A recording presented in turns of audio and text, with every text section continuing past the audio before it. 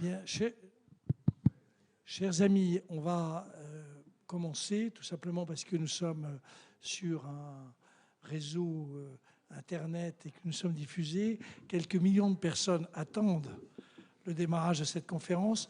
Cette conférence, donc, on va voir apparaître les gens les uns après les autres, mais cette conférence a une immense qualité et deux immenses défauts.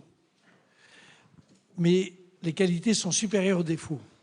Qualité, c'est que le thème qu'on va traiter, c'est l'intergénérationnel. Vous pourrez constater que dans les semaines et mois qui viennent, dans le débat présidentiel, tout ceci va devenir absolument central. Et pour l'occasion, ce sont des personnalités éminentes qui vont discuter de cette affaire. Et vous verrez que chacun a des positions très, j'allais dire, assez affirmées. Bien entendu, nous allons dire beaucoup de bien de ce livre, qui est un livre remarquable, mais que vous pouvez tous acheter. Puis pour Noël, vous pouvez le diffuser, qui s'appelle « La question intergénérationnelle ». Et puis, il y aura Éric Orsena, mais Éric, comme souvent, est pris par deux activités simultanément. Et donc, il va traiter de La Fontaine, mais pas avec nous, mais nous l'avons enregistré. Et c'est un interview qui est de très bonne qualité. Et puis, il y a évidemment, je prends par ordre d'âge, le jeune Hervé Lebras et le tout jeune, l'enfant quasiment, Patrick Artus. De notre côté, nous sommes trois à animer cette chaire qui s'appelle Transition démographique, transition économique, dont je vais dire quelques mots. Il y a notre ami Alain Villemeur et notre ami François-Xavier Albouy. C'est à trois, avec toute l'équipe, que nous avons écrit ce livre qui, je crois, résumait assez bien les travaux que nous avons pu mener depuis de nombreuses années, que nous continuons à mener. Je disais qu'il y avait deux défauts. Le premier qui est réellement insoluble, en tout cas ce soir, c'est qu'il n'y a pas vraiment de jeunes. On va beaucoup parler de jeunes. Bon, c'est la vie. D'ailleurs, je remarque que dans l'Assemblée qui est en train de se remplir, il n'y a pas que des moins de 25 ans. Donc, je me sens très à l'aise pour évoquer ce sujet. Le deuxième est beaucoup plus ennuyeux, mais c'est comme ça, c'est un peu le hasard de la vie. Il se trouve que c'est une discussion qui va avoir lieu sans femmes. Et donc, comme plusieurs d'entre vous me l'ont gentiment fait remarquer, à juste titre, ça ne nous arrive plus jamais, ça n'arrive jamais. Mais j'espère que lors de la discussion qu'on aura avec la salle, notamment notre collègue, Mme Sussot, aura bien la gentillesse de vouloir prendre la parole. Voilà. Peut-être deux mots avant qu'on lance la discussion par l'interview d'Éric Orsena. Je voudrais vous dire le fond de la pensée de ce livre qui, avec un autre livre qui s'appelait L'erreur de Faust, résume les travaux que nous menons depuis maintenant une dizaine d'années sur la transition démographique, la transition économique. Et je pense que nous sommes, non pas les seuls, ce serait bien évidemment très prétentieux de dire cela, mais nous sommes, je crois, assez centraux dans la discussion qui peut avoir lieu sur ces thèmes-là. Première constatation que nous avons, mais on va en parler dans un instant, notamment avec Patrick. L'idée, c'est que la démographie est majeure dans l'évolution de nos sociétés. Le vieillissement défini de manière très simple comme étant l'accroissement de l'âge moyen de la population. Et ça ne veut pas dire qu'il n'y aura pas un accroissement de la population globale. C'est l'accroissement de l'âge moyen de la population, c'est ça le vieillissement, joue sur l'ensemble des marchés, donc joue sur l'évolution de nos économies, les trajectoires de nos économies. Mais comme on va peut-être le constater, ce sera l'objet d'une discussion, pas exactement comme on l'imaginait. Donc là aussi, il y a des surprises, des évolutions. Et donc, nous sommes convaincus que le choix de cet angle d'attaque sur l'évolution de la macroéconomie mondiale, ce choix du vieillissement est un choix qui est un choix astucieux. Venez vous asseoir, mes amis, parce que c'est sympa. Deuxième remarque, Et deuxième idée, nous sommes convaincus, et ça c'est une originalité peut-être du travail d'Alain, de François-Xavier et de moi-même et de toute notre équipe, c'est que nous ne traitons pas du vieillissement, j'allais dire, par thème pris isolément, les retraites, la dépendance, le revenu des jeunes, le RSA des jeunes, etc. Nous avons toujours considéré que les problèmes que nous devions poser étaient des problèmes intergénérationnels, qu'en réalité le contrat social dont nous héritons depuis Hobbes et depuis dans l'histoire de la pensée de notre pays, depuis la libération en gros, ce contrat social est un contrat intragénérationnel qui met en avant les groupes sociaux, les classes sociales, mais pas l'âge et ne met pas en valeur suffisamment l'intergénérationnel, et que c'est fondamental pour nous de dire que en réalité c'est bien un contrat qu'il faut mettre en œuvre, c'est-à-dire un donnant-donnant, j'allais dire, une sorte d'accord entre les différentes générations pour pouvoir dire, je te donne, un peu comme l'a évoqué Philippe Aghion de manière brutale, je te reprends 2% des retraités sur les 14%, et enfin, depuis les travaux du corps, on sait que ça va diminuer, enfin, bon.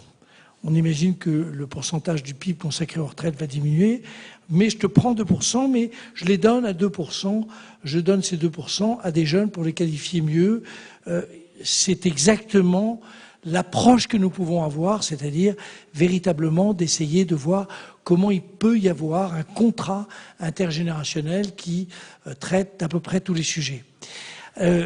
Pour terminer cette très brève présentation, nous sommes convaincus qu'il faut traiter de la qualification et de la formation tout au long de la vie.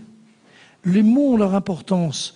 C'était, au fond, on est en train, par exemple, de dire la formation initiale en France est insuffisante, c'est une évidence, mais au fond, c'est l'ensemble du dispositif de la formation qui pose problème, la qualification. Mais là, et Hervé et Patrick en parleront évidemment. Nous sommes de la même manière convaincus que le bien-être doit être traité de manière j'allais dire tout au long de la vie, ce qui veut dire qu'il faut peut-être traiter les problèmes du RSA jeune ou de son équivalent, mais également de la manière dont on peut évoquer les problèmes de la dépendance, comment est-ce qu'on traite les sujets. Et vous verrez tout à l'heure à travers ce que vont dire mes deux camarades que sur les retraites, sur la dépendance, sur les activités socialisées, il y a beaucoup de positions qu'a prise la chaire et qui, je trouve, méritent débat. Enfin, dernier aspect, nous sommes tous les trois, et derrière ça, toute notre équipe, convaincus de l'idée que la société d'activité est une société d'activité tout au long de la vie. Ceci comprend évidemment l'insertion des jeunes sur le marché du travail, mais ça correspond aussi à l'idée de ce que nous appelons les activités socialisées, dont François-Xavier parlera plus longuement tout à l'heure, et qui consiste à mettre en avant le fait que l'activité des retraités et leur insertion dans le monde, au fond, non pas du travail, mais de la vie sociale, permet notamment de repousser l'âge auquel, en moyenne, peuvent apparaître des phénomènes d'eurodégénérescence. Donc vous voyez, c'est peut-être ça l'originalité de notre approche. Et à travers ça, évidemment, on traite après les problèmes de dépendance, de retraite, de revenus des jeunes, etc., etc. Voilà. Donc, j'ai posé le cadre de ce que nous allons discuter pendant près d'une heure. Évidemment, on va faire aussi de l'interactif avec vous, puisque la salle est bon bourrée de gens au moins aussi talentueux que nous. Je vous propose d'abord qu'on écoute Éric Orsena. Si, je ne sais pas comment on fait, mais clac, il y a un moment Éric Orsena, puis le voilà, puis mes deux camarades dans l'ordre, Patrick et Hervé, puis mes deux autres camarades de la chaire qui vont peut-être développer des points un peu plus précis, comme ils le sentent, et des choses sur lesquelles il va y avoir bagarre en France pendant l'élection, le débat de l'élection présidentielle. On est en pleine élection présidentielle, là, dans les discussions qui vont avoir lieu. Et quand nous aurons fait tout cela, on entamera une discussion avec vous. Et après, chaque travail méritant un salaire, il y a, je crois, ailleurs, un cocktail qui vous attend et qui, je crois, est d'une qualité exceptionnelle. Voilà. Donc, je propose que... Donc, tout est exceptionnel dans cette affaire, du début jusqu'à la fin. L'introduction était pas mal, mais la suite sera pas mal aussi. Je suggère qu'on écoute Éric Orsena, interviewé par 2 jeunes de la chaire, puis Patrick, puis Hervé, puis les interventions de mes 2 camarades, puis le débat avec la salle, et puis on passe au meilleur moment de la soirée. Voilà. Je crois qu'il faut appuyer sur un bouton, non? Ça y est.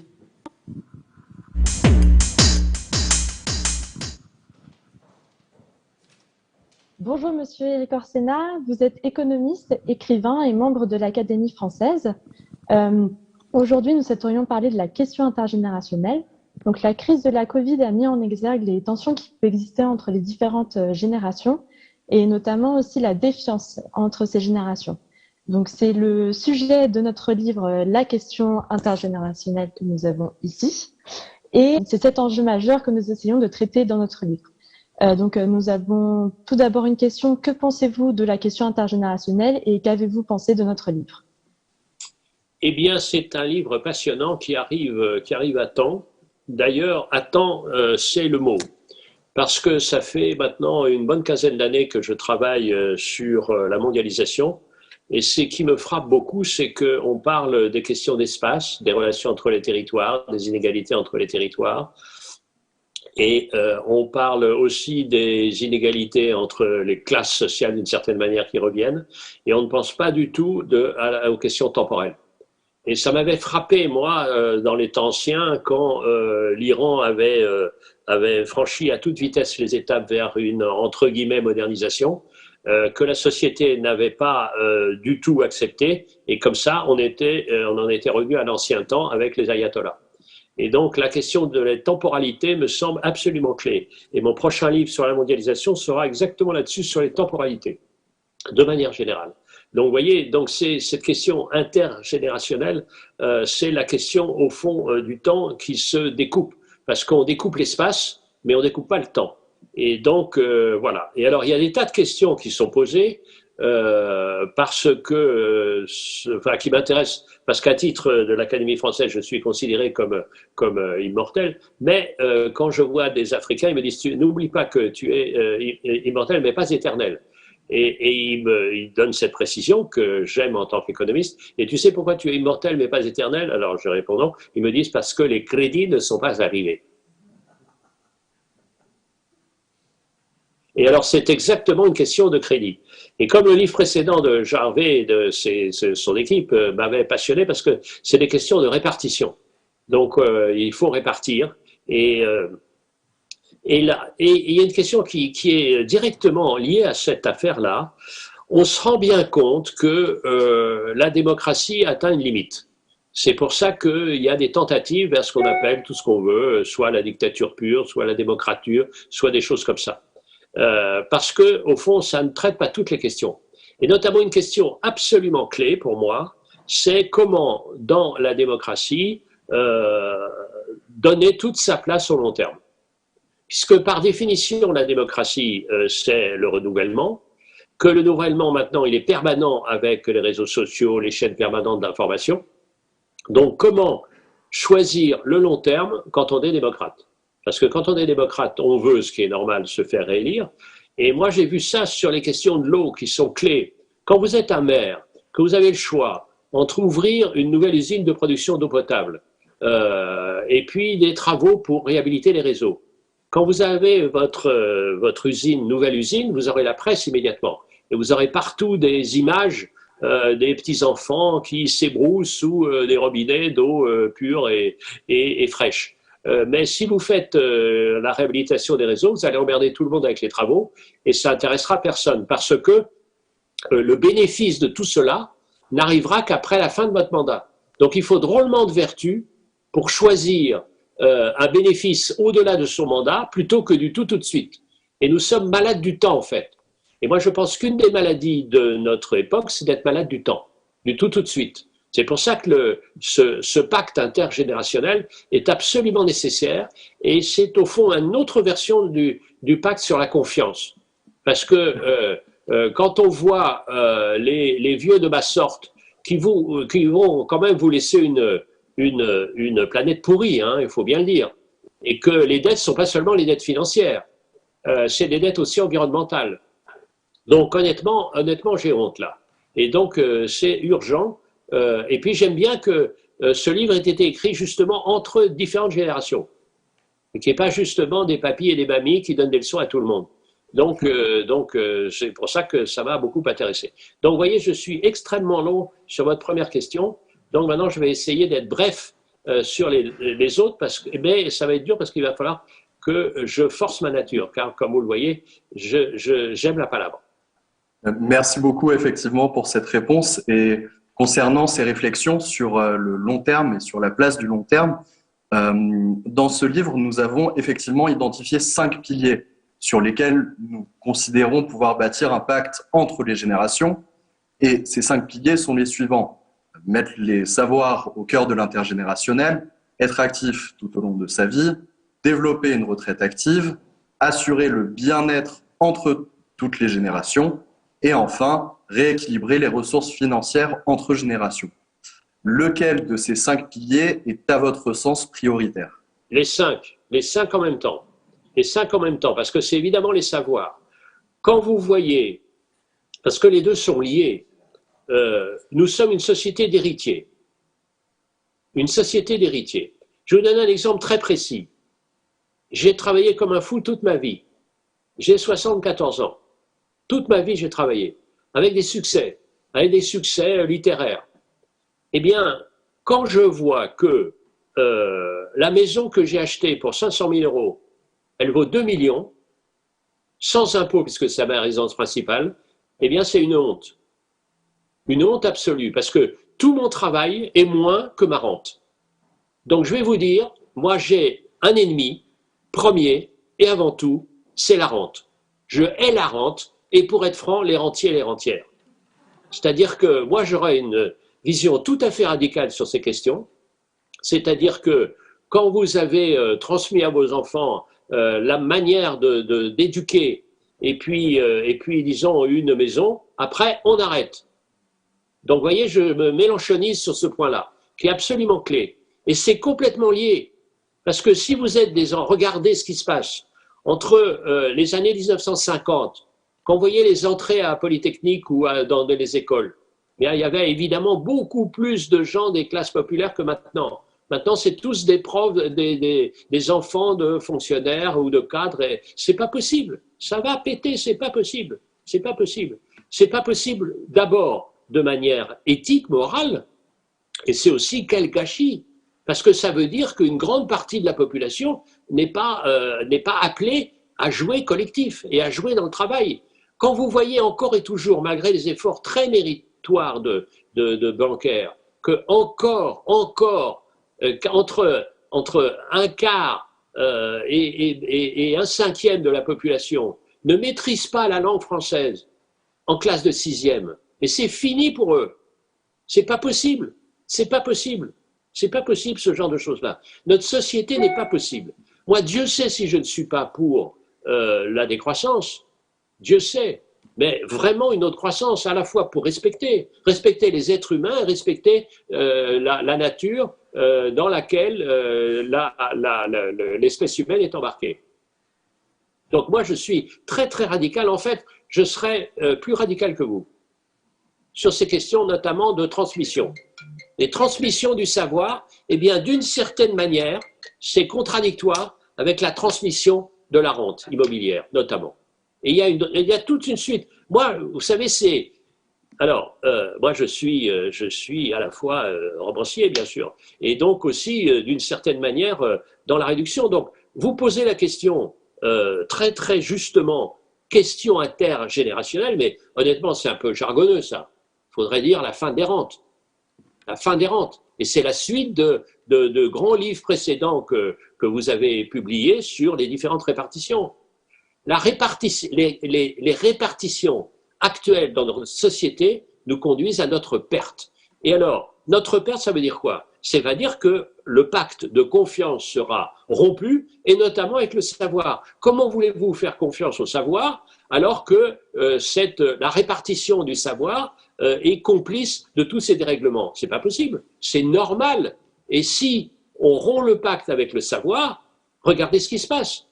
Il y a eu un article dans Le Monde, un dossier dans Le Monde la semaine dernière, en demandant à la France de rallumer les lumières.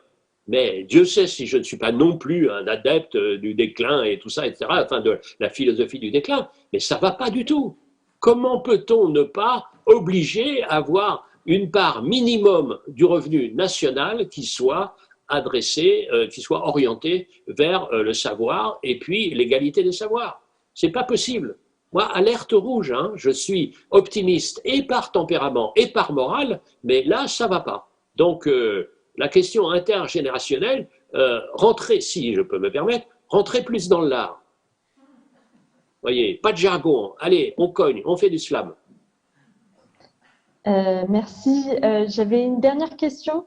C'est comment les candidats à l'élection présidentielle peuvent-ils se saisir de ce sujet? Je sais que vous en avez en partie répondu, mais selon vous, comment est-ce que ce sujet peut rentrer? Justement, il faut qu'ils fassent du courage, parce que la question, c'est que c'est les vieux qui votent. C'est les vieux qui votent. Alors moi, j'ai une proposition extrêmement simple, hein, extrêmement simple. Personne n'est d'accord, surtout pas l'Académie française. C'est très très simple. On est quelques-uns à porter ce projet. Très simple. Un droit de vote proportionnel à l'espérance de vie. Vous avez 6 voix, j'ai une voix. Eh bien, je vais vous dire, ça changerait les choses. Donc, la question intergénérationnelle, moi, je rajoute en postface une sorte d'élection proportionnelle à l'espérance de vie. Parce que moi, que la planète soit pourrie dans 20 ans, je m'en fous, je serai plus là. Mais vous, ça sera la vôtre. Donc, il faut que vous ayez la parole. Vous savez, la question de la démocratie aujourd'hui, c'est donner la parole à tout le monde. Quand ils n'ont pas la parole, ils se taisent, et c'est l'abstention. Et bien, l'abstention, c'est la barbarie. Merci beaucoup, Éric Orsena, d'avoir accepté de participer à notre événement, et merci beaucoup pour ces échanges. Maintenant, je propose que les autres intervenants puissent s'exprimer sur ce sujet. Merci. Merci et bon courage à eux. Merci.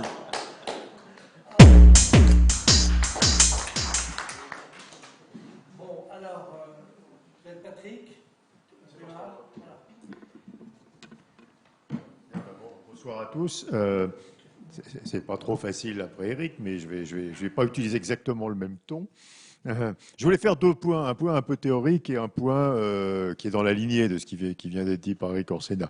Point théorique, c'est quelque chose qui m'intrigue, donc j'aimerais bien savoir ce que mes camarades ou vous dans la salle en pensez.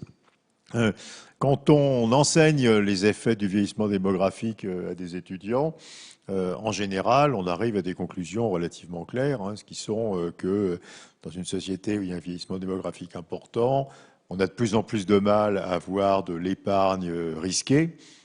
C'est une des thèses que vous avez favorite de Gervais. Les vieux aiment bien de l'épargne sans risque. Donc, si on doit financer de l'innovation ou des projets risqués, ça devient beaucoup plus compliqué. Et donc, qu'est-ce qu'on fait? On enseigne en général à nos étudiants que dans une société où il y a un vieillissement démographique qui arrive, il y a de l'inflation, parce que le retraité est un consommateur qui ne produit pas. On enseigne en général que le taux d'épargne diminue, puisque les retraités normalement désépargnent, et que ceci va faire monter les taux d'intérêt réels, et que donc on va avoir un problème avec la dette en particulier, si les taux d'intérêt réels remontent. Et on enseigne en général que les pays qui vieillissent doivent manger leurs avoirs extérieurs, donc avoir des déficits extérieurs. Et voilà. Et on tire pas mal de conséquences et de propositions de politique économique. Mon voisin de droite, par exemple, a proposé que l'État garantisse une partie des fonds propres des entreprises en disant que, puisque c'était les vieux qui allaient épargner, ils ne seraient pas d'accord pour porter les fonds propres des entreprises, donc il fallait un rôle plus important pour les garanties publiques. Donc je pense qu'on a un problème quand même, qui est qu'on a un laboratoire que je trouve absolument fascinant du vieillissement démographique, qui est le Japon, puisque le vieillissement y était beaucoup plus précoce, beaucoup plus fort que dans les autres pays, et qu'au Japon, absolument rien ne se passe comme le dit la théorie. C'est-à-dire, on a une très forte demande d'action de la part des retraités japonais qui continuent à investir dans des actifs très risqués, donc il n'y a aucun problème pour faire porter le stock d'actions par les retraités. L'inflation est de 0, sauf quand le gouvernement japonais, ayant pu un peu trop de saké, monte le taux de TVA. Le taux d'épargne des Japonais avait baissé et puis depuis 10 ans, il remonte assez fortement. Le Japon a toujours des importants excédents extérieurs, donc continue d'accumuler des actifs extérieurs. Et les taux d'intérêt réels sont négatifs. Donc on a quand même quelque chose qu'il faut élucider. Alors bien sûr, il y a des spécificités fortes du Japon. Il y a une assez forte segmentation des marchés financiers avec le reste du monde. Il y a eu des réformes très fortes du marché du travail. On est passé de l'emploi à vie à beaucoup d'emplois courts. Enfin, quand même. Donc moi, je pense qu'il faut, avant de tirer des conclusions très radicales de politique économique, d'une analyse théorique du vieillissement, il faut quand même se poser des questions empiriques sur la réalité de ces effets théoriques. Et c'est quelque chose qui me semble important de faire. Alors le second sujet, bien sûr, je me rapproche de notre sujet de ce soir, mais je voulais dire ça quand même avant, parce que voilà, donc en réalité, on n'a pas du tout besoin de garantie d'État, Jean-Hervé, heureusement, parce que tu sais, l'État n'a pas d'argent. Alors, de second sujet, évidemment, c'est la question des jeunes. Donc là, évidemment, vous êtes tous d'accord, j'imagine, dans cette salle, pour dire que nous cumulons les problèmes. Il y a un problème de formation, alors Eric en a parlé. Beaucoup de gens ont été très choqués par l'enquête Teams. Alors on connaissait PISA. Vous savez que dans PISA, le pire, c'est pas le niveau des enfants, c'est la reproduction sociale, quoi. Je dirais, c'est la faible performance scolaire des enfants des classes défavorisées. Mais Teams, je veux dire, sur 60 pays, les petits Français sont derniers, quoi. Alors j'exagère, il y a une modalité où les Roumains sont après les Français, mais dans le reste, donc les gamins, c'est CM1, 4e, sont derniers sur leurs compétences en sciences et en maths. C'est absolument terrifiant, quoi. Je veux dire, on est dans un monde où on va faire de la numérisation, de la transition énergétique, on veut relocaliser l'industrie, on a des gamins qui sont nuls en sciences, quoi. Et donc, il y a un énorme problème de formation. Contrairement à ce que dit Eric, je ne pense pas que ce soit une question d'argent. Je pense que c'est profondément une question de méthode éducative, de recrutement des enseignants. Il y a très peu d'enseignants qui ont des formations scientifiques, beaucoup de formations littéraires. Mais c'est un problème massif. Alors, bien sûr, il y a eu récemment des avancées. Par exemple, tout ce qui est fait depuis quelques années sur les jeunes, en particulier la relance de l'apprentissage, commence à faire baisser le nombre de décrocheurs, les NEETs dans le jargon de l'OCDE. Enfin, on a ces problèmes de formation. Ensuite, deuxième question, je vais vite. Il y a la question de la nature des emplois. Et ça tire une autre ficelle qui est un peu différente, mais qui est... Alors, vous savez, dans le rapport Tirole-Blanchard, il y a un moment qui d'ailleurs j'ai trouvé assez incroyable où ils disent il faut que le gouvernement transforme les bad jobs en good jobs. Point. Bon, on reste un peu sur sa fin quand même, mais on a quand même ce problème. La transition numérique, le digital, les robots, on le sait aujourd'hui, créent beaucoup de bad jobs. Quand vous transformez le commerce en centre-ville en Amazon, vous fabriquez des emplois de gens qui portent des caisses dans des hangars. Et donc il y a des travaux très précis, très documentés qui sont faits sur données individuelles de robotisation, soit aux États-Unis, soit en Allemagne, qui montrent que quand vous robotisez une usine, vous détruisez de l'emploi dans l'usine, mais l'usine devient plus efficace, donc elle génère du revenu, et ce revenu est dépensé dans des services très basiques, ce qui crée des emplois de base, simples, peu qualifiés dans les services. Donc les jeunes sont confrontés quand même à cette déformation du marché du travail vers les mauvais emplois. C'est un problème qui dépasse la question des jeunes, mais qui est quand même assez angoissant, je trouve. Troisième sujet, je vite, c'est la dette publique. Alors, c'est vrai qu'il ne faut pas dire que la dette publique, c'est un legs aux générations suivantes, c'est trop rapide comme analyse. Mais enfin, normalement, on a le droit de faire de la dette publique si on lisse intertemporellement la consommation, donc si ça permet de soutenir plus tard la consommation. Alors malheureusement, vous savez que c'est pas ce qu'on fait, parce que on fait de la dette publique qui n'est pas contrepartie d'investissements ou de dépenses qui font de la croissance. Il y a un vrai sujet de recherche, je trouve, d'un point de vue intergénérationnel, qui est-ce que nous sommes capables d'identifier vraiment les dépenses publiques ou les investissements publics qui ont un effet positif sur la croissance de long terme? Alors, je connais une seule personne qui dit qu'il sait le faire, c'est Philippe Aghion, donc ça n'étonnera personne qui dise qu'il sait le faire, mais c'est quand même très compliqué. Donc, quand vous discutez avec les gens de l'OCDE qui travaillent sur l'éducation, ils vous disent que l'investissement le plus efficace, c'est dans la maternelle, ce qui est pas dans les universités d'élite, quoi. Donc, il faut faire un peu attention. Donc, je pense que c'est très difficile de savoir ce que sont les dépenses publiques qui ont vraiment un effet positif sur la croissance de long terme. Et pourtant, ça c'est très important de le savoir, quoi. Je finis sur les remèdes, mes camarades en parleront. Hein. Bon, le dernier point, c'est un point d'Éric, mais on en parle pas assez, mais qui est central, c'est l'immobilier. Donc on a, je pense, on est dans une décontraction absolument incroyable sur l'effet des politiques économiques que nous mettons en place sur l'immobilier. Donc je finis juste en 6 secondes là-dessus.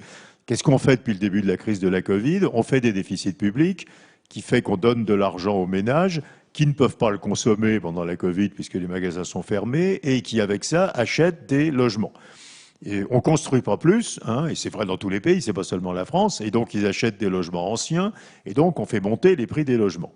Et donc en réalité, la contrepartie des déficits publics Covid, d'autant plus qu'ils sont financés par la création monétaire, c'est une bulle immobilière, c'est-à-dire une rente pure. Donc il faut quand même expliquer à l'État qui fait des déficits publics, qui fabrique de la rente. Et cette rente, évidemment, elle est intergénérationnelle, et je suis dit là-dessus. Éric parle beaucoup, en fait, d'inégalités intergénérationnelles de revenus. Je pense que le pire, c'est les inégalités intergénérationnelles de patrimoine. Hein, on est en train de fabriquer quelque chose qui est incroyablement plus violent. Hein, les vieux qui ont les actifs profitent de la hausse des prix de ces actifs et les jeunes qui doivent acheter des actifs vont les acheter trop cher. Il ne faut pas s'étonner après qu'il y ait une crise quand les Français doivent consacrer 27% de leurs revenus à se loger. Et regardez ce qui se passe aujourd'hui aux États-Unis, c'est quand même extraordinaire.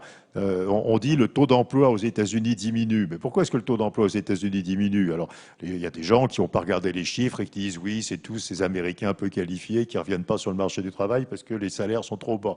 Rien du tout. Le taux d'emploi, il baisse aux États-Unis pour les hommes de plus de 50 ans ayant beaucoup d'argent. Et en fait, ils se sont tellement enrichis pendant la crise de la Covid sur les actions et sur l'immobilier qu'ils ne voient plus aucune raison d'aller bosser.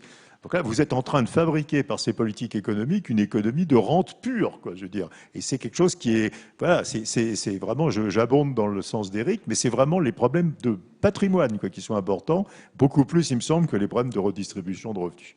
Voilà, Jean-Hervé, je m'arrête là. Et on va poursuivre après sur toutes les discussions. Juste un mot sur le Japon. Il y a quand même 2 différences de fond. Un, c'est une société qui est complètement figée dans son vieillissement. C'est-à-dire que c'est une société qui ne se reproduit plus, donc elle est crispée dans un double mouvement de son insularité, de son problème à elle, et dans un patriotisme qui est en plus renforcé par l'idée que il a été victime d'une injustice il y a 50 ans, que donc il y a quand même un comportement très particulier des Japonais. Mais je ne suis pas spécialiste du Japon. Non, mais moi je connais bien le Japon, mais tu as raison, c'est une raison d'explication. En particulier, c'est très difficile de faire investir un Japonais dans une devise qui n'est pas l'yenne, quoi. Ce qui leur permet d'avoir des taux d'intérêt de 0 pendant qu'ils ne sont pas à 0 dans le reste du monde sans une hémorragie de capitaux. Enfin, quand même, c'est un pays, c'est encore pire. Il n'y a aucune immigration, enfin, il y en a très très peu. Vous savez que ça fait quand même que 3 ans que les Japonais ont enlevé de leur code du travail que le repos hebdomadaire et les congés payés ne s'appliquaient pas aux non-japonais travaillant au Japon. Hein, donc c'est quand même un pays assez particulier. Mais donc il n'y a aucune immigration, il y a un très grand vieillissement démographique et il n'y a pas un poil d'inflation, quoi. Je veux dire. Donc c'est quand même un truc qui doit rendre prudent sur ce qu'on écrit sur les effets du vieillissement. À mon tour. Oui, ben je vais commencer par une remarque de démographe sur ce qu'a proposé Éric tout à l'heure, au fond que le pouvoir de décision, même de vote, soit proportionnel au nombre d'années qu'il nous reste à vivre. C'est une très bonne idée, mais le démographe dira, dans ce cas-là, les femmes auront largement la majorité, puisqu'il y a 6 ans de différence d'espérance de vie entre les hommes et les femmes. Donc... il faut être un peu prudent, mais après tout, ça sera une victoire du féminisme. Je vais aborder deux questions qui m'ont été inspirées par la lecture de ce remarquable ouvrage que nous devons à ce remarquable économiste, qui est une première question que je me suis au fond posée sur la question des jeunes, c'est au fond pourquoi, alors que dans les années 70, la pauvreté était localisée chez les personnes âgées très largement. Souvenez-vous du livre de Simone de Beauvoir qui commence par pauvreté, vieillesse est synonyme de pauvreté. Et les jeunes, leur taux de pauvreté était très faible. Or, ça s'est absolument inversé. Dans les dernières données INSEE, le taux de pauvreté à 50% du revenu médian est 4 fois plus élevé pour les jeunes de 18 à de 18 à 29 ans que pour les personnes âgées de plus de 65 ans, 4 fois plus élevées. Donc qu'est-ce qui s'est passé? Alors on dira, c'est les méchants baby-boomers qui ont, au fond, empêché les jeunes d'arriver sur le marché du travail et de gagner suffisamment de revenus. Je pense qu'au contraire, c'est un peu indépendant des baby-boomers. C'est une question là aussi démographique. Ce qui s'est produit, c'est qu'à partir de 1974, donc de la crise dite pétrolière, l'âge auquel les jeunes sont entrés dans la vie active a considérablement augmenté. Vous savez que en 1974, une femme avait son premier enfant à 23 ans et demi, donc un homme à 25 ans et demi. Et maintenant, c'est un peu plus de 28 ans. Donc, il y a eu 5 ans de retard. Et ce retard s'est répercuté sur tout un ensemble de phénomènes. Pourquoi y a-t-il eu ce retard? Parce que, et ça, c'est assez particulier à la France et aux pays latins, pour faire face à la crise, les jeunes se sont engagés massivement dans les études, et sans quitter les études. Et on a vu à ce moment-là la proportion de bacheliers, puis ensuite de différents diplômes, augmenter rapidement. Mais du coup, ils sont aussi retardés leur entrée, non seulement dans la vie active, mais aussi dans la vie familiale. Et pour donner c'était le CESE avait donné juste ces 2 chiffres. L'âge moyen au premier emploi stable, c'était 20 ans en 1975, c'est 27 ans en 2019. Donc il y a toute cette frange de vie dans laquelle les jeunes sont, au fond, dans une situation de précarité du fait des études, mais aussi du fait qu'ils n'accèdent pas immédiatement par exemple au CDI, donc ils ont des petits boulots. Alors on a appelé ça la post-adolescence. Je veux bien, mais c'est un vrai problème pour la jeunesse, et ça se reflète aussi dans la manière dont les jeunes, et ça sera le second point que j'aborderai d'une autre façon, mais les jeunes ne se sont pas séparés de leur famille rapidement, comme c'était le cas dans les années 60. Le rêve des jeunes dans les années 60, ça s'appelait une chambre en ville. Hein. C'était quand même de dégager du foyer familial. Et là, au contraire, un peu par force, ils y restent. Par exemple, pour les 22-25 ans, on a en France 53% des jeunes de 22 à 25 ans vivent encore dans le foyer familial. Et là, je vais juste faire une comparaison pour indiquer au fond des recettes et des solutions que propose cet excellent ouvrage. C'est 53% en France, mais c'est 15% au Danemark.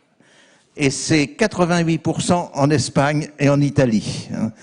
Donc il y a vraiment quelque chose qui s'est produit et qui est au fond lié, qui est lié à l'entrée sur le marché du travail. C'est ce qu'ont réussi, j'ai dit les Danois, mais même les Allemands, c'est à peu près de cet ordre de grandeur, un peu moins, mais c'est de l'ordre de grandeur des Danois. Et cette entrée sur le marché du travail, c'est justement lié à notamment une combinaison d'apprentissage et d'enseignement. Alors on s'y dirige lentement, mais il y a là-dedans un point, c'est le premier, comment appelles-tu ça, les 5 mesures. La première, au fond, le premier axe important et porte justement sur comment faire en sorte que les jeunes puissent entrer rapidement dans la vie active. Alors peut-être qu'il y a la méthode Aguillon, j'y crois que je ne vois pas très bien comment on la mettra en œuvre, mais le problème est là, et on le retrouve d'ailleurs dans les taux d'emploi par âge. En Allemagne, c'est 46% pour les 15-24 ans, 52% en Autriche, enfin, je ne vais pas vous ennuyer, mais 48% en Grande-Bretagne. En France, c'est seulement 28%.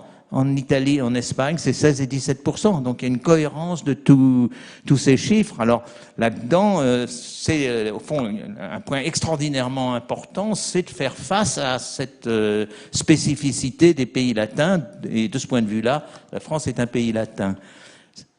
Le second point dont je vais dire un mot, c'est sur la sociabilité, dont il est question dans l'axe 4, qui est tout à fait importante, et qui va à l'encontre au fond, d'une thèse qui a été soutenue notamment par des sociologues comme Louis Chauvel sur la guerre des générations.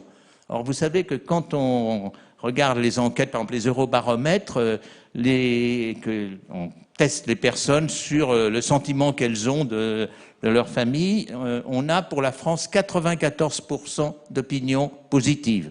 Donc, ça sera assez dur de faire démarrer une guerre des générations. Donc, on est en face, là, d'un autre problème. Comment expliquer cela? Eh bien, c'est un point, je dirais, il faut sortir, au fond, de la macroéconomie et entrer plus dans des questions individuelles, ou je dirais pas de microéconomie, mais peut-être de microsociologie.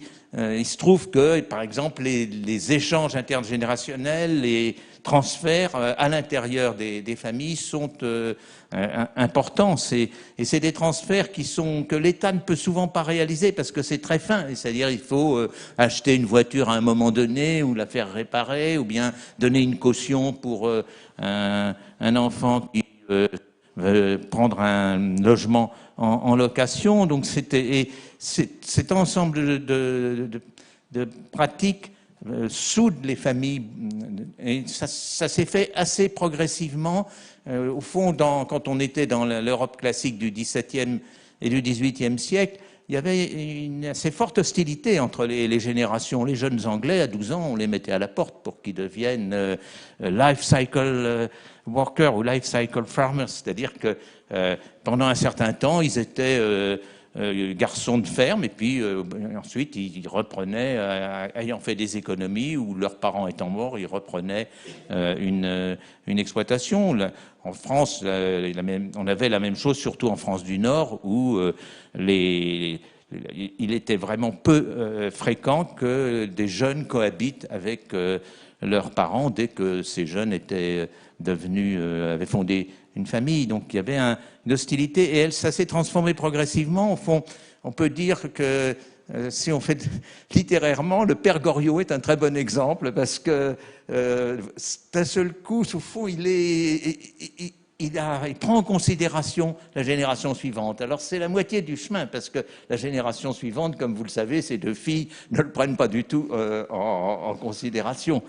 Et au fond, ce qui s'est produit, ça a été théorisé par Gary Becker dans son travail sur l'économie de la famille, c'est que les parents ont découvert la question de la qualité de l'enfant. Vous savez que Becker l'oppose qualité et quantité, et il explique de cette manière-là, d'ailleurs, les baisses de fécondité dans la plupart des pays du monde.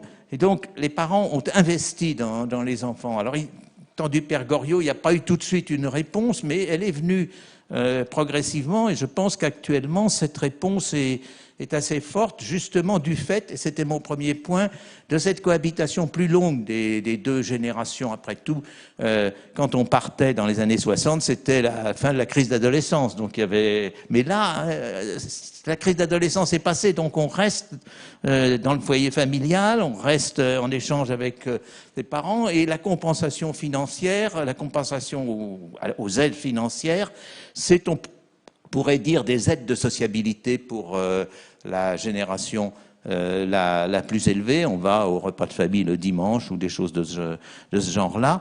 Et il y a un échange que des sociologues des années 80 avaient déjà entrevu, des gens comme Agnès Pitrou ou Louis Roussel, en disant il y a un échange d'argent contre du sentiment, contre de la sociabilité, en fait. Et du coup, ça rend la question très difficile qui est abordée dans je crois, le 5e chapitre, qui est la question, et qui est au fond aussi abordée par Éric, de comment faire passer le patrimoine plus rapidement aux jeunes générations. Alors, il y a des solutions très intéressantes qui sont proposées, mais ça sera très, très difficile parce que il y a ce nœud qui s'est créé cet échange qui s'est créé entre la sociabilité et puis les aspects monétaires. Et on est là dans une... je vais donner un autre exemple pour terminer. C'est que on est là dans un changement qu'une historienne des sciences, des probabilités, Lorraine Daston, qui dirige le Max Planck d'histoire des sciences à Berlin, avait noté dans un beau livre, elle avait dit, il y a eu un changement de sensibilité à la fin du XVIIIe siècle. On s'est mis, les personnes âgées se sont mises, au lieu d'avoir des rentes viagères et des annuités, elles se sont mises à des assurances-vie. C'est-à-dire, au lieu qu'elles utilisent leur capital pour leurs vieux jours, elles se sont mises à prévoir ce qu'elles donneraient à leurs enfants, donc à s'intéresser à leurs enfants. Et nous vivons dans ce changement qui a été initié à cette époque, et je crois qu'il rend très difficile cette question. C'est pour ça que, par rapport aux mesures que, au fond, les politiques devraient proposer ou discuter au moment de cette prochaine élection, il me semble que cette question de dévolution du capital est absolument centrale. Merci. Juste peut-être une interrogation avant peut-être que mes camarades reviennent sur deux sujets. 3 questions. L'affaire des retraites vous paraît urgente? Première question. Deuxième question, si vous êtes les inspirateurs de tel ou tel candidat arrivé, quels sont les sujets que vous mettez le plus en avant? C'est-à-dire, qu'est-ce qui vous paraît le plus évident, le plus important, le plus... Je prends juste une parenthèse. Je ne comprends pas pourquoi Macron n'a pas poussé dans son budget l'idée de l'élargissement de la garantie jeune. Ça me paraît même s'il le faisait étalé sur 2 ans, mais ça me paraît contradictoire avec ses intérêts électoraux. Et troisième question, tu nous as en fait permis de comprendre que la guerre des générations, cette formule un peu rapide, était quand même très inappropriée à la réalité sociologique de notre pays. Est-ce que on peut quand même imaginer que, par exemple, le vote des uns et des autres dans les mois qui viennent, par rapport à l'élection présidentielle, soit extrêmement différent? Voilà. Si je peux poser la question, je te laisse la parole, puis Patrick. Et puis après, on prend peut-être, comme vous allez dire que les retraites c'est important, on a une réponse sur les retraites. Et comme vous allez dire que la dépendance ou que les activités socialisées c'est très important, nous avons aussi la réponse. Donc on a la réponse à tous. Je veux qu'on réponde à laquelle question, les questions? Les trois questions. Patrick va commencer, puisque je viens de parler. C'est rapide. Mais les retraites, c'est un sujet qui est... On raisonne à l'envers, hein, en disant, dans le budget de 2022, il va y avoir 5 points de PIB de déficit public structurel, c'est-à-dire qui n'est pas lié au cycle économique. Et on a plein d'idées pour accroître le déficit public structurel. On veut mettre plus d'argent sur la formation, sur la sécurité, sur la réindustrialisation, l'innovation, la santé, etc. Donc 5%, ça peut monter, quoi. Or, jamais l'Union européenne n'acceptera qu'un pays maintienne jusqu'à la fin des temps un déficit public structurel de 5% du PIB, même quand on aura des règles budgétaires rénovées, et même si elles sont plus souples, plus intelligentes, si elles essaient d'intégrer un certain nombre d'investissements. Donc nous allons devoir réduire notre déficit public structurel. Et il n'y aura que 2 façons de le faire, c'est soit renoncer à des dépenses qui pourtant ont du sens, soit dépenser moins sur les retraites. Donc c'est pas un choix punitif, quoi, je veux dire. C'est de dire c'est la seule façon de rendre possible le reste, quoi. Donc c'est à l'envers, hein. Après, qu'est-ce qu'on dit aux candidats? Enfin, moi, je vais pas répondre vraiment à ta question, mais enfin, le vrai sujet, c'est l'employabilité, quoi. On a un taux d'emploi, si on le calcule de la même manière, qui est 12 points plus bas que celui de l'Allemagne. Donc imaginez ce qui se passerait si notre taux d'emploi était 12 points plus élevé. On aurait un excédent budgétaire, on aurait un excédent extérieur. On est dans un autre monde, quoi, je veux dire. 12 points, quoi. Et on avait le même taux d'emploi que les Allemands en 2003. Alors, il y a une question 1 qu'est-ce qui s'est passé? Je pense qu'il s'est passé, je pense que c'est vraiment le déclin de l'employabilité. Donc, c'est un problème éducatif, quoi, au sens large. Et c'est ça l'objectif. Donc, il faut faire tout le programme du prochain président. Il doit être comment je fais remonter le taux d'emploi au niveau de celui de l'Allemagne. D'ailleurs, calcul fait, l'écart de taux d'emploi sur les plus de 55 ans ne représente qu'un quart de la différence. Donc c'est pas la question de l'âge de départ à la retraite, c'est mineur. C'est vraiment c'est l'employabilité des adultes, quoi, je veux dire. Et puis c'était quoi ta troisième question? C'était Ah, le vote. Tu veux dire entre les jeunes et les... c'est très... Alors, tu sais, je suis administrateur d'Ipsos par ailleurs, donc ça n'a rien à voir. Ça n'a rien à voir. Si tu fais... Il y a un truc très sympa, enfin, Zemmour-Le Pen, regarde le vote des jeunes, par exemple, ça n'a rien à voir. C'est pas du tout la même attitude électorale, quoi. Alors, sur ces différents points, sur les retraites, je pense quand même que après, quand on aura fait le bilan en espérance de vie du Covid, ça changera un peu les calculs du corps. Ils sont d'ailleurs en train d'y travailler. Ben oui, c'est... moi, j'avais été extrêmement déçu par le débat, et notamment par le rapport Delevoye. Par exemple, Delevoye donnait un exemple pour montrer le calcul du point et tout, où c'était une personne qui était à 1,5 fois le SMIC toute sa vie. Alors que quand on regarde le salaire moyen ou le salaire moyen des Français selon l'âge, on est un pays où il augmente le plus. Donc déjà, ne pas tenir compte de cela, c'était vraiment se fourvoyer. Sur la question du taux d'emploi, je pense qu'il s'est passé deux choses. Vers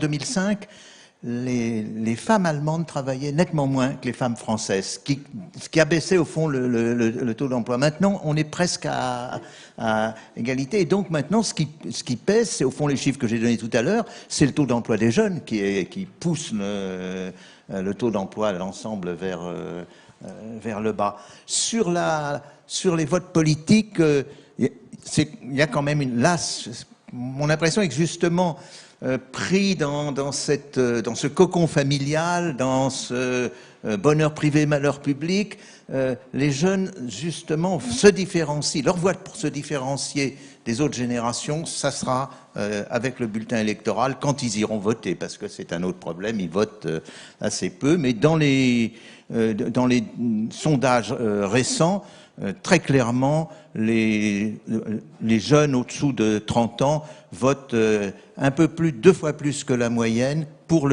l'écologie. Et donc là, il y aura l'impression que ça va se poursuivre. Déjà au municipal, la différence était très forte. Quand droite-gauche, la gauche est un peu partout dans les classes d'âge, ce qu'il en reste du moins. Mais de plus en plus, la droite, c'est les plus de 65 ans. Et ce qui est ennuyeux, qui est le cas, pas dans d'autres pays forcément, mais qui est le cas en France, c'est que la tranche d'âge qui vote le plus pour l'extrême droite, c'est la tranche d'âge 35-55 ans. C'est donc la tranche d'âge active. Dans les intentions de vote pour le second tour, avant que Marine Le Pen fasse sa brillante prestation face à Macron, elle était majoritaire dans cette tranche d'âge, qui est la partie qui travaille, qui est la partie active. Bien, merci beaucoup. Juste un mot sur les travaux du corps, le papier du corps de juin pose quand même problème. J'ai fait l'autre jour un débat avec Bas, qui est un type tout à fait sympathique et compétent, mais c'est vrai que quand on fait une prévision de taux des gains de productivité d'un 8 et qu'on arrive en 70 au fait que finalement il y a 11%, si on arrive directement, je lui dis, le gros avantage de la prévision, c'est que ni toi ni moi ne pourrons être critiqués sur la prévision en 70. Voilà. Bon, peut-être maintenant la parole à mes deux camarades, et puis peut-être une ou deux questions, et puis après ça, on va boire un coup. Oui, oui.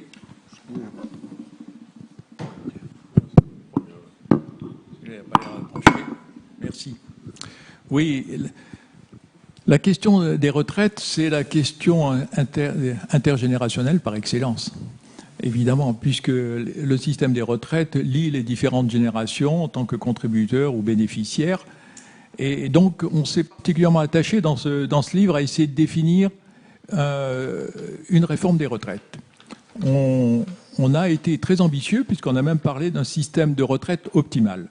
Alors, je ne vais pas être trop long, mais nous pensons que si on regarde au travers du prisme des relations intergénérationnelles, de l'évolution des générations, sur le plan sociologique, économique, social, on peut définir un système de retraite qui nous paraît optimal.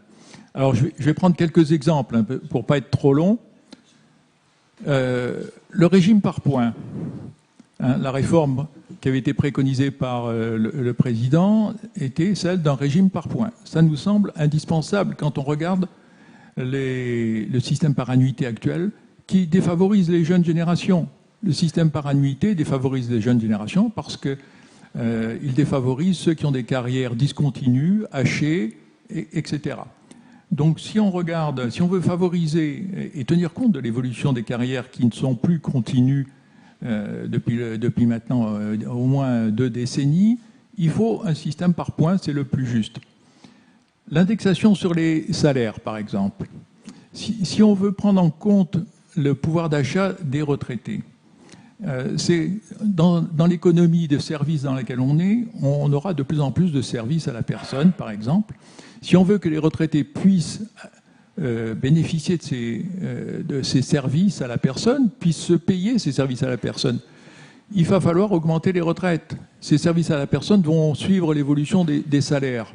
Or, les retraites, si elles ne suivent pas l'évolution des salaires, on aura une contradiction dans l'économie. L'économie de service va essayer de favoriser des activités de service que les retraités ne pourront pas acquérir.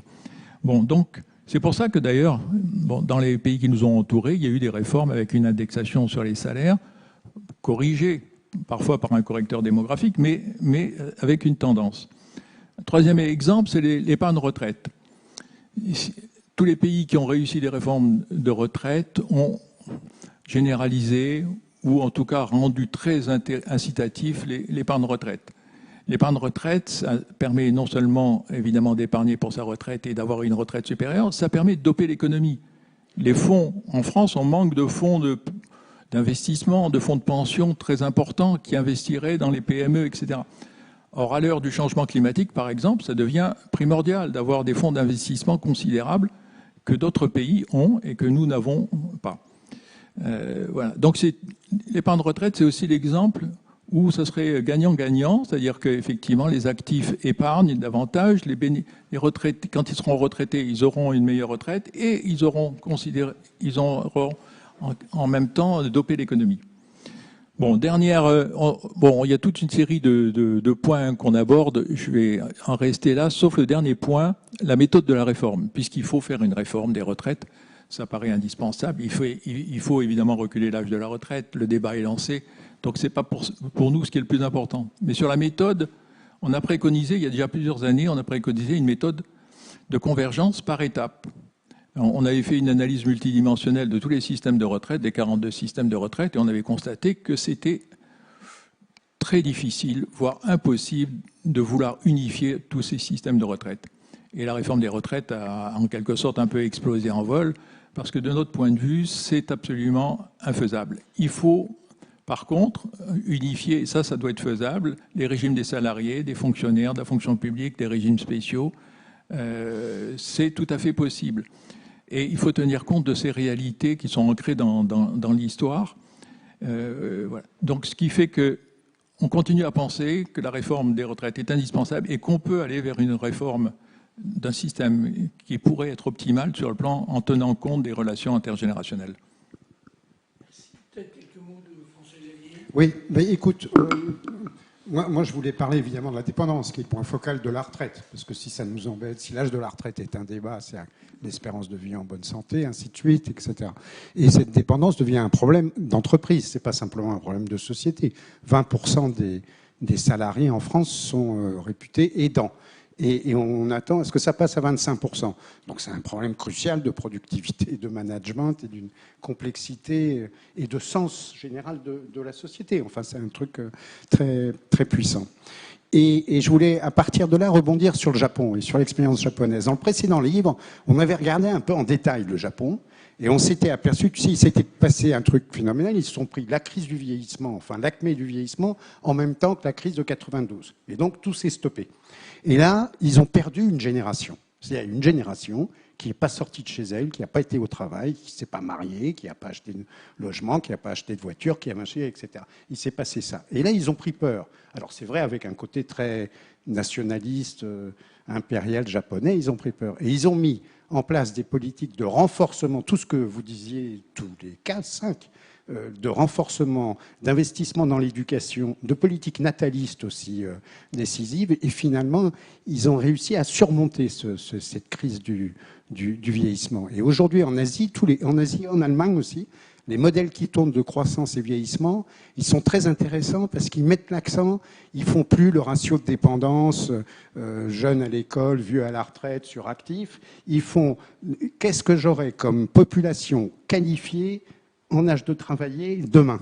Et c'est ça qui compte. Et c'est à partir de ça qu'ils font un ratio de dépendance corrigé, ce qui est assez malin quand même, c'est pas idiot, et qui leur permet de dire on va pouvoir y arriver. Donc tout ça converge. Alors il y a un truc que rajoute la chaire, et ça c'est grâce aux médecins, et en particulier au docteur Forette qui est parmi nous, c'est qu'on rajoute, mais il existe une mesure assez simple pour diminuer le coût de la dépendance, qui est ce truc absolument qui nous fait plus peur que la mort, et à juste titre. Il y a un truc qui est assez simple, c'est de supprimer la retraite au sens retrait de la société. Et ça, c'est notre motto, et de dire il faut rester en activité. Alors, parce que ça a du sens. Le travail, c'est pas simplement une rémunération, c'est porteur de sens, c'est porteur aussi de politique, au sens local du terme, etc. Et donc, le travail, sous forme de bénévolat, est porteur de sens et donne un sens à la vie. Et c'est tellement profond qu'on arrive... Alors après les cohortes étudiées par les médecins, etc., on a réussi à démontrer dans un petit modèle qu'on arrivait à gagner 3 ans et demi d'espérance de vie en bonne santé, avec une activité socialisée, et en corrigeant le fait que ceux qui s'engagent ne sont pas forcément ceux qui sont en plus mauvaise santé, donc en corrigeant ces effets rétroactifs.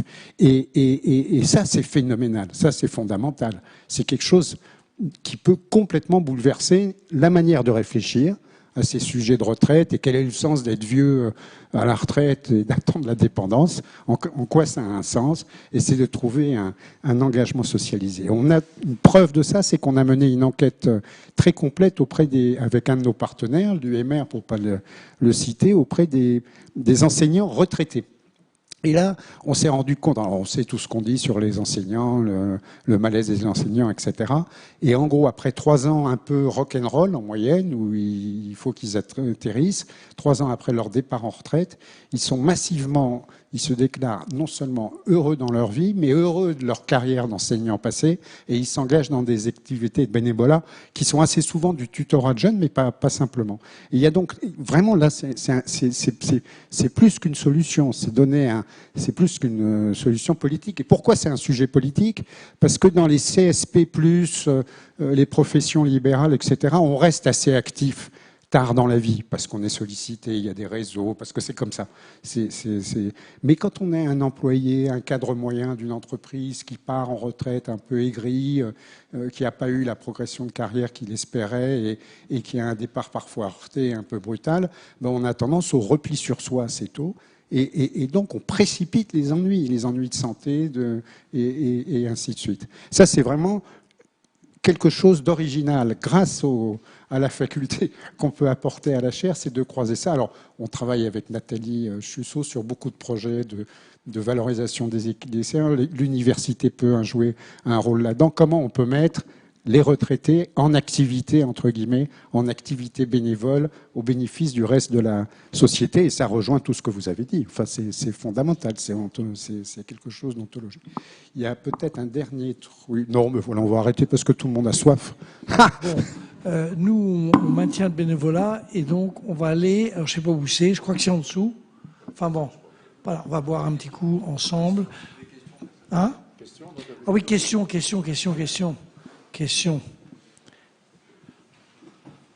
Françoise Forest va dire, mais c'est bien de moi dont on parle. Oui, c'est de toi dont on parle.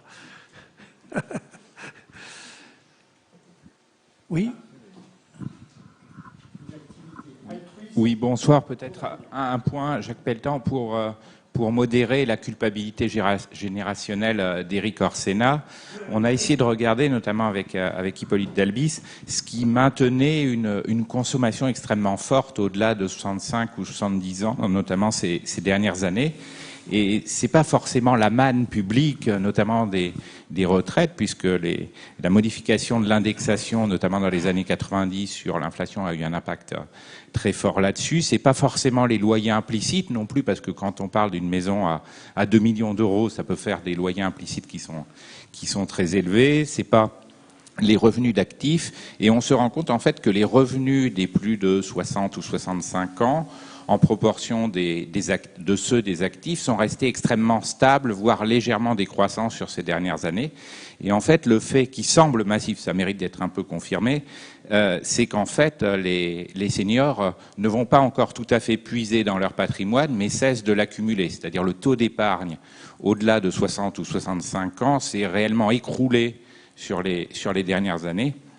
Donc on ne va pas encore chercher à grappiller la maison d'Éric Orsena, mais au moins, quelque part, il cesse de s'agrandir. Donc, quelque part, cette captation d'une manne et d'accumulation patrimoniale est peut-être à relativiser, ce qui crée finalement d'autres sujets qui sont ceux des inégalités intragénérationnelles. Et puisque vous soulignez les deux clivages, la lutte des âges et la lutte des classes, finalement, les deux sont-ils substituts ou complémentaires? C'est une question assez large, mais ça crée aussi des soucis, semble-t-il, d'inégalité intragénérationnelle forte.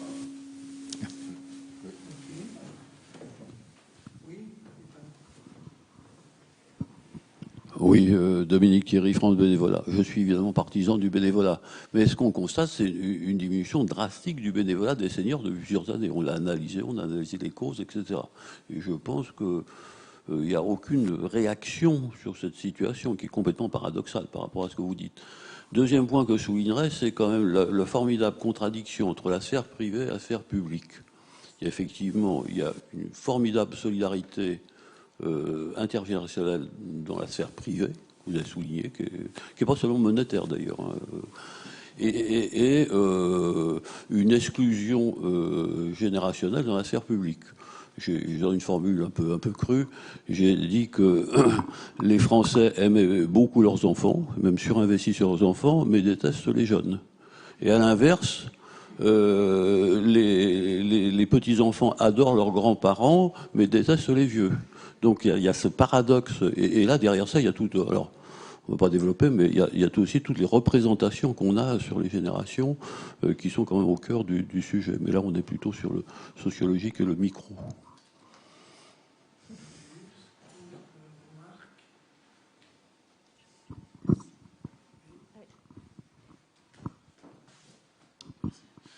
Bonjour, Charles-Édouard Vincent, donc d'Emmaüs Défi et Lulu dans ma rue.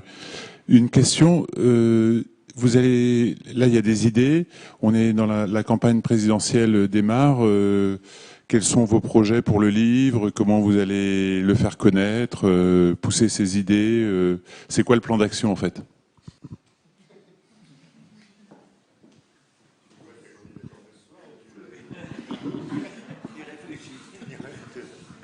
Là, je te reconnais bien. Hein. Il faut toujours que tu poses la question pour laquelle il n'y a pas de réponse. Non, on va essayer de pousser toute la question intergénérationnelle. Ça, c'est clair. Est-ce que c'est facile ? Non. Moi, je suis stupéfait de cette histoire finalement de la non-décision sur je ne sais plus comment on l'a appelé, ce qui était le revenu d'engagement, qui était quand même une évidence. Alors, je pense que les gens de Pôle emploi ont dit qu'ils n'étaient pas capables de le faire, évidemment, ça, c'était pas besoin de leur demander de leur poser la question. Mais derrière, ce qui est très frappant, c'est de voir à quel point les entreprises sont désormais partie prenante des sujets sur les NIS. Comment est-ce qu'on peut faire passer après les idées compliquées ? Je suis très d'accord. Oui, non, sur le point de Gervais, moi je suis assez frappé, discutant avec des chefs d'entreprise, d'une prise de conscience assez forte que l'éducation nationale ne fera pas le job, quoi. Et que les décrocheurs, c'est pas l'éducation nationale qui va les raccrocher et qu'il faut que l'entreprise s'en mêle. Alors il y a plein d'initiatives, hein, c'est pas nouveau, c'est pas Mais vous voyez, on faisait des calculs l'autre jour avec un groupe de dirigeants d'entreprises. Si les 120 entreprises du SBF 120 s'occupent chacune, chaque année, de 400 jeunes en difficulté, ça fait quand même 50 000 jeunes qui sont sortis d'affaires. Et c'est visible, quoi. Je veux dire, 50 000 jeunes sortis d'affaires, c'est un gros tiers des NEETs, quoi. Je veux dire. Donc je crois que on va voir le monde de l'entreprise se saisir de plus en plus de la question des décrocheurs, comme on dit en France. Et voilà. Et puis par ailleurs, quand même, on l'a dit tout à l'heure, le taux de NEETs descend assez vite. Et ça, c'est vraiment un effet apprentissage, quoi. On sait que ça marche, l'apprentissage, quoi. Et quand on est passé de 350 à 560 000 apprentis, on a eu un effet très significatif sur les jeunes décrocheurs. Donc si vous cumulez un effort entreprise et puis la poursuite de la dynamique sur l'apprentissage, on peut quand même avoir quelque chose d'assez intéressant sur les jeunes.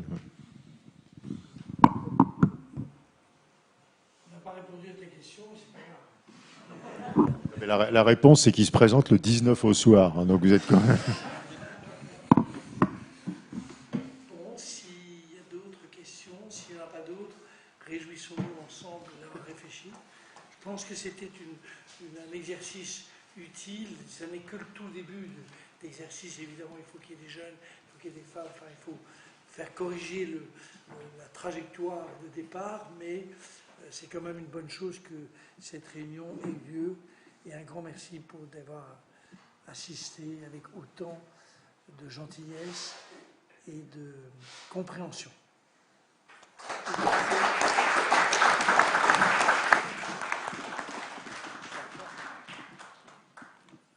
Le